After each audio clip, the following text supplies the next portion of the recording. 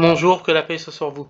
Le mot plutôt utilisé dans le titre est peut-être un peu mal trouvé, défi, dans le sens où j'aime pas beaucoup cette idée, mais bon, je préfère utiliser le mot de défi dans le titre, parce que tout simplement, si j'avais nommé la vidéo question posée en toute sincérité à nos amis catholiques, peu de personnes voudraient la voir. Alors que là, des filles, ça attire tout de suite. Ça attire tout de suite l'intention des internautes. C'est le monde de YouTube. Donc en fait, c'est deux questions que je me pose. Une question divisée en deux, d'une certaine manière, euh, qui ne sont pas égales l'une à l'autre, mais qui ensemble forment un tout. Ça va rappeler certaines choses à nos amis chrétiens. Donc une question que je me pose divisée en deux, mais je vous rassure, ça reste bien une question. Donc la question que je me pose est la suivante. Comment l'Église catholique, qui est censée être une, indivisible, qui est censée ne pas pouvoir se contredire, c'est ce qui est dit notamment dans les livres d'apologétique catholique que je lis, le catholicisme est présenté comme plus cohérent que le protestantisme à ce niveau-là. C'est également ce qui est dit dans les vidéos, dans les audios d'apologétique catholique.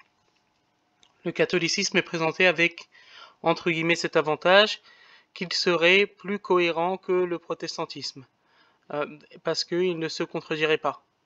Donc la question que je pose, comment expliquer cette contradiction, on va l'appeler pour être charitable, apparente, entre des textes comme Dignitatis Humanae de Vatican II et d'autres textes qu'on va étudier aujourd'hui, qu'on va lire très rapidement, comme le quatrième concile du Latran en 1215.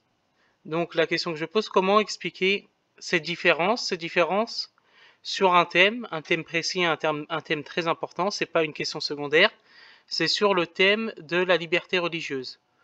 Donc en fait, pendant quasiment toute son histoire, depuis environ Augustin, lui a toujours été pour la liberté, contre la liberté religieuse, et pour le fait de forcer les gens à rentrer dans l'Église catholique, notamment les hérétiques, en passant par Thomas d'Aquin, qui était contre les conversions forcées, mais qui était en faveur de la peine de mort pour les hérétiques, et il appelait au fait que les hérétiques soient retranchés de ce monde par le bras séculier, avec plein d'autres textes qui condamnent la liberté religieuse, comme Mirarivos de Grégoire XVI, donc qui juge la liberté religieuse comme étant une erreur grave, un délire poussé par l'indifférentisme. Et à côté, on a des textes qui sont pour la liberté religieuse, comme Dignitatis Humanae. Et la question que je veux poser à mes amis catholiques, surtout catholiques conciliaires, parce que l'essai des vacantistes, c'est simple, pour eux, Dignitatis Humanae est un texte hérétique et ne devrait pas, n'a aucune autorité magistérielle pour eux, selon eux. Donc je pose la question aux catholiques conciliaires. Donc première question, pourquoi dans ce cas-là, comment justifier d'une cohérence dans les enseignements de l'Église catholique? Comment justifier cette cohérence, le fait que l'Église catholique ne se contredit pas alors qu'elle semble ici se contredire sur la question de la liberté religieuse? Donc ça, c'est la première question. Sachant qu'on va le voir dans ce texte, l'Église catholique ne laisse pas simplement les puissances séculières s'occuper des hérétiques, mais elle ordonne leur mise à mort par les puissances séculières. Donc elle tient le bras séculier pour lui demander d'appliquer la mise à mort ou l'exil des hérétiques. Donc ça, c'est une première question. Pourquoi aussi, on pourrait se poser la question, pourquoi le père Moret, qui est un père américain, a été, pendant la plus grande partie de sa vie, ses thèses ont été rejetées par l'Église catholique sur la liberté religieuse, et qu'il ait fallu un certain nombre d'années pour que ça soit accepté. En fait, jusqu'à Vatican II.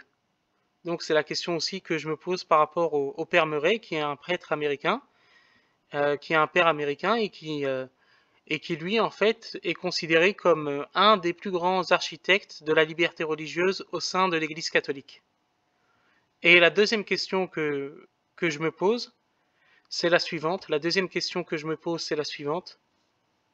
Je me demande comment il est possible en toute cohérence de critiquer l'islam et le traitement des ex-musulmans convertis au christianisme, notamment en terre d'islam.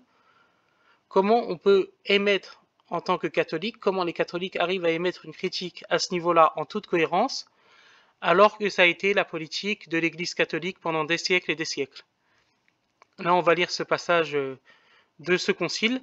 Le concile prononce anathème contre toutes les hérésies contraires à l'exposition de foi précédente, et ordonne que les hérétiques, après avoir été condamnés, seront livrés aux puissances séculières.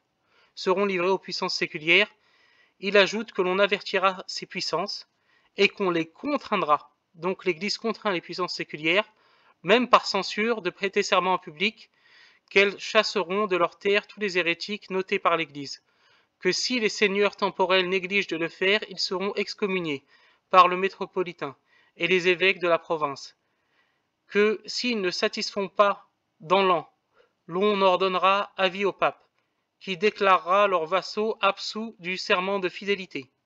Donc si les pouvoirs séculiers, les princes, etc., si les seigneurs plutôt, n'obéissent pas à l'Église et ne persécutent pas les hérétiques, leurs vassaux en fait n'auront plus à leur être fidèles, et exposera leurs terres à la conquête des catholiques pour les posséder paisiblement après en avoir chassé les hérétiques, y est conservé la pureté de la foi, sauf le droit du seigneur principal, pourvu que lui-même ne mette aucun obstacle à l'exécution de cette ordonnance. Donc la question que je pose, qui se divise en deux, c'est comment expliquer cela en cohérence avec Dignitatis Humanae, comment il ne peut pas avoir ici de contradiction. Certains catholiques vont dire l'Église dit la même chose, mais en donne une définition plus charitable, entre guillemets, plus large. Mais comment expliquer pour quelqu'un qui ne connaît pas bien l'Église catholique comme moi, pour un musulman, comment expliquer ce qui me semble être ici une contradiction? Donc c'est la première question, pour rappel. La deuxième, comment émettre des critiques sur le traitement, entre guillemets, réel ou supposé des ex-musulmans en terre d'islam, alors que ça a été la politique de l'Église catholique pendant des siècles et des siècles, quasiment jusqu'à Vatican II, quasiment jusqu'à Dignitatis Humanae. La preuve, c'est que même au XXe siècle, des pères comme le père Murray ont été très critiqués, notamment par les milieux traditionnalistes au sein de l'Église catholique. Donc c'est la question que je pose. Je ne prends pas pour argent comptant les critiques des sédévacantistes sur le sujet, de manière générale. Mais à ce niveau-là, je trouve que leur critique de Dignitatis Humanae, en cohérence avec toute l'histoire des autres conciles et des autres encycliques, je trouve que sur ce point-là, ils ont relevé une chose intéressante, et j'aimerais bien connaître l'avis des catholiques et plus particulièrement l'avis des catholiques conciliaires. Donc je vous remercie pour votre attention, j'espère que mes questions ont été claires, et je prie pour nos amis catholiques afin qu'ils trouvent la vérité dans l'islam, et j'espère que ma modeste vidéo ne sera pas reçue de manière négative par les catholiques. Le titre est un peu provocateur, défi, mais c'est simplement pour donner un titre qui puisse attirer les personnes vers cette vidéo. C'est plus ici, dans ce cadre-là, en tout cas je le vois de cette manière, des questions que j'essaye de poser avec courtoisie à nos amis catholiques. Que Dieu vous bénisse et que Dieu vous garde.